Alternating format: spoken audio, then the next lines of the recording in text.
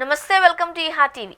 హైదరాబాద్ నగరంలోని అంబర్పేట ప్రాంతంలో live nude వీడియోల వ్యాపారం కలకలం సృష్టించింది.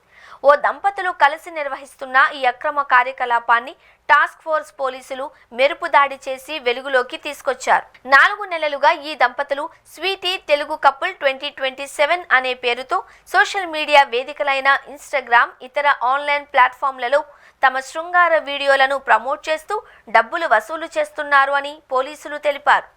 పోలీసుల విచారణలో వెల్లడైన వివరాల ప్రకారం ఈ దంపతులు లైవ్ లింకుకు 2000, రికార్డెడ్ వీడియోల కోసం 500 వసూలు చేస్తున్నారు.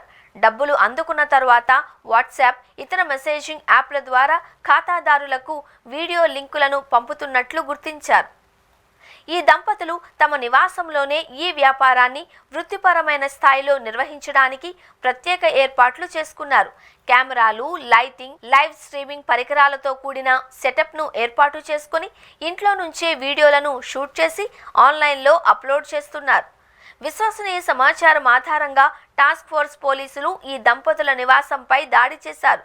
ఈ దాడిలో వీడియో షూటింగ్కు ఉపయోగించిన కెమెరాలు, లైట్లు, లైవ్ స్ట్రీమింగ్ పరికరాలు, లింక్ షేరింగ్కు సంబంధించిన ఉపయోగించిన మొబైల్ ఫోన్లు, ల్యాప్టాప్లను స్వాధీనం చేసుకున్నారు.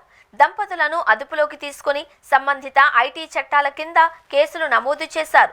అనంతరం వారిని అంబర్పేట్ పోలీసులకు అప్పగించారు. ఈ ఘటనపై స్పందించిన పోలీసులు ఆన్లైన్లో శృంగార కంటెంట్ను ప్రమోట్ చేయడం, ఇతరులకు షేర్ చేయడం, పబ్లిక్ ప్లాట్ఫామ్లపై ప్రచారం చేయడం తీవ్ర నేరం.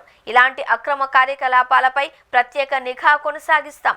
ఇటువంటి చర్యలకు పాల్పడే వారిపై కఠిన చర్యలు తీసుకుంటామని హెచ్చరించారు.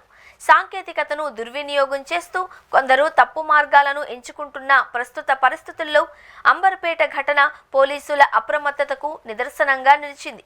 ఇంటర్నెట్ స్వేచ్ఛను తప్పుదోవ పట్టించి చట్టాలను ఉల్లంఘిస్తే తీవ్ర పరిణామాలు ఎదురవుతాయని ఈ సంఘటన మరోసారి స్పష్టం చేసింది.